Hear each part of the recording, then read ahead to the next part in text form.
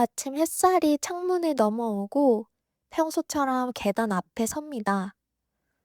조금 더 젊었을 때 같으면 자연스럽게 올라갔을 계단이 오늘은 조금 더 길게 느껴집니다.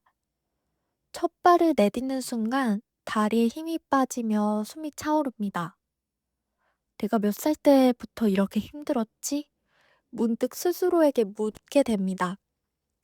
좀 더 젊었을 때만 해도 장을 보고 장바구니를 들고 오르는 일이 아무렇지 않았습니다. 동네 언덕길도 거뜬했고 산책길이 오히려 기분 전환이 되곤 했습니다. 그런데 조금 더 나이가 들면서 몇 분만 걸어도 호흡이 빨라지고 계단 몇 칸이 예전보다 더 부담스럽게 다가옵니다. 이 순간 누구나 느낍니다. 아, 내 몸이 젊었을 때 같지 않구나. 그리고 불안이 시작됩니다. 혹시 이제 조금 나이가 들어서 예전처럼 자유롭게 걷기 어려워지는 건 아닐까? 많은 분들이 단순히 나이가 들어서 이런 변화가 생기는 거라고 생각하십니다. 하지만 사실은 그렇지 않습니다. 몸속에서는 눈에 보이지 않는 변화들이 동시에 진행되고 있고 그 변화가 쌓여서 어느 날 갑자기 다리가 나를 배신하는 듯한 순간을 만들어내는 겁니다. 오늘 우리는 그 비밀을 깊게 파헤치고자 합니다. 왜 다리가 힘을 잃는지, 그 원인이 무엇인지, 그리고 늦지 않게 어떻게 대비할 수 있는지 말입니다. 첫 번째, 근육의 소멸, 몸의 엔진이 꺼질 때. 근육은 단순히 몸을 움직이는 엔진이 아닙니다. 피를 순환시키고 균형을 지키며 넘어짐을 막아주는 안전벨트 역할까지 합니다. 하지만 근육은 30대 중반부터 이미 서서히 줄어들기 시작합니다. 40대에는 매년 0.5%씩, 60대에는 1%, 70대에는 1.5%씩 줄어듭니다. 그리고 80세를 넘어서면 그 속도가 2배, 3배로 가속화됩니다.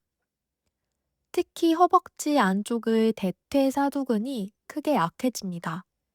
이 근육은 계단을 오를 때, 앉았다 일어설 때, 발을 힘차게 내디딜 때도 꼭 필요한 핵심 근육입니다.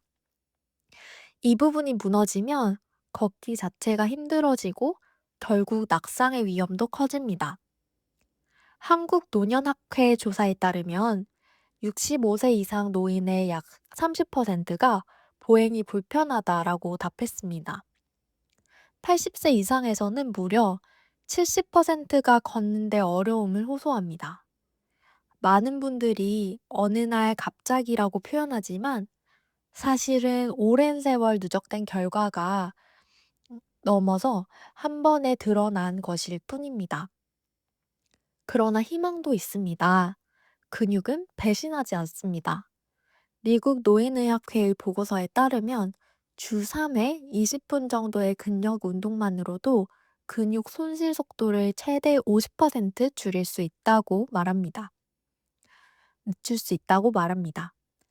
특히 의자에 앉았다 일어나기, 가벼운 아령 들기 등 간단한 동작만으로도 충분한 효과가 있습니다. 두 번째, 혈액의 정체, 흐르지 않는 강. 심장은 여전히 뛰고 있지만 나이가 들면 혈관의 벽이 두꺼워지고 탄력이 떨어집니다. 다리는 심장에서 가장 멀리 떨어져 있고 중력의 영향을 가장 크게 받는 부위입니다. 젊을 때는 종아리 근육이 펌프처럼 작용해서 피를 위로 끌어올려줍니다. 하지만 근육이 약해지고 활동량이 줄어들면 이 펌프 기능이 무너집니다. 결과적으로 피가 다리에 고이고 무거움과 통증이 생기며 작은 상처조차 잘 낫지 않게 됩니다. 한국 연구에 따르면 80대 노인의 약 20%가 하지동맥 경화증을 앓고 있다고 합니다. 걷다 보면 종아리나 허벅지에 불에 데이는 듯한 통증이 나타나고 잠시 쉬면 사라졌다가 다시 걷기 시작하면 또 찾아옵니다. 많은 분들이 다리가 돌처럼 무겁다라고 표현하는 이유입니다. 하지만 작은 습관으로 개선할 수 있습니다.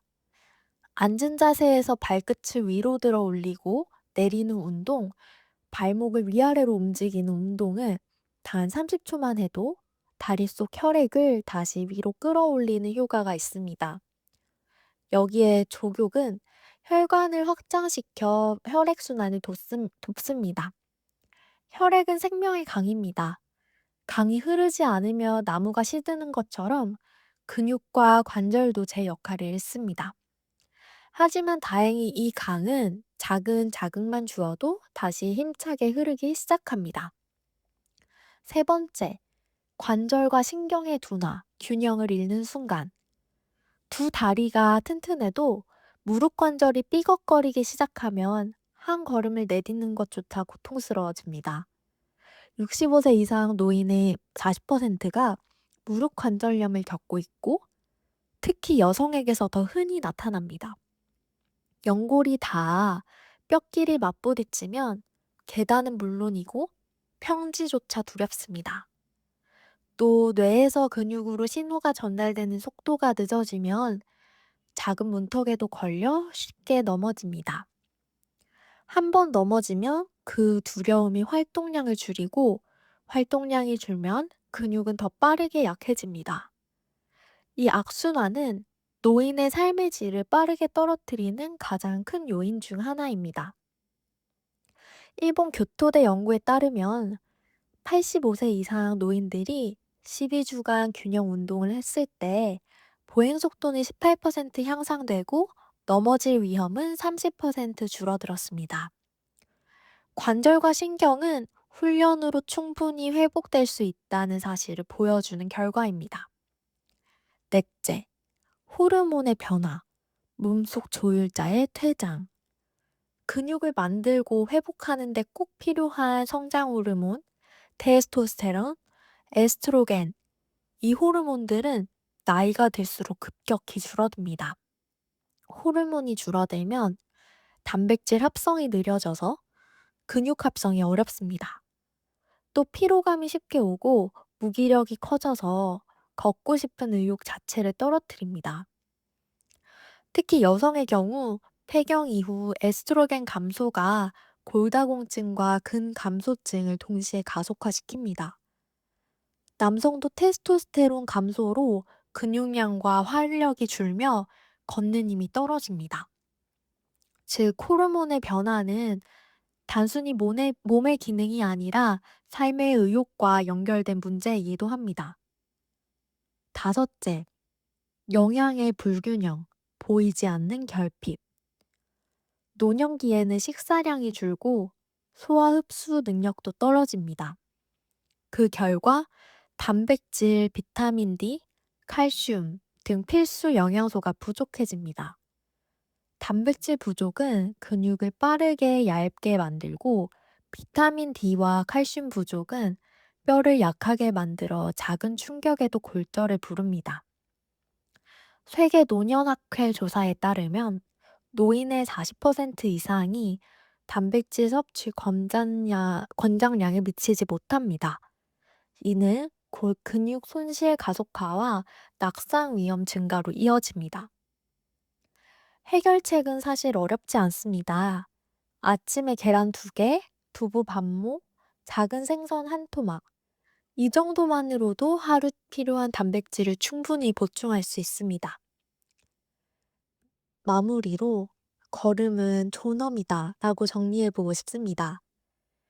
여러분, 다리가 약해지는 건 결코 세월 탓맛이 아닙니다.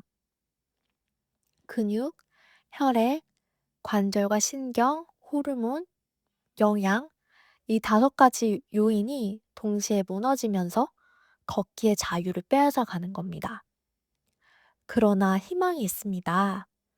근육은 다시 걸러낼 수 있고 혈액은 다시 흐르게 할 수 있습니다. 관절과 신경은 훈련으로 회복할 수 있고 호르몬과 영양은 관리로 충분히 보완할 수 있습니다. 작은 습관 하나면 됩니다. 아침에 10분 의자 스쿼트를 하고 발끝 들어 올리기를 1분, 단백질 한 접시를 섭취하는 것, 이 작은 행동이 쌓여서 내일의 발걸음을 지켜줍니다. 걷는다는 것은 독립과 자유, 존엄을 지키는 힘입니다. 그러니 오늘부터 시작하세요. 당신의 다리는 아직 건강할 수 있습니다. 그리고 당신의 내일은 아직 힘차게 걸어나갈 힘을 가지고 있습니다. 들어주셔서 감사합니다.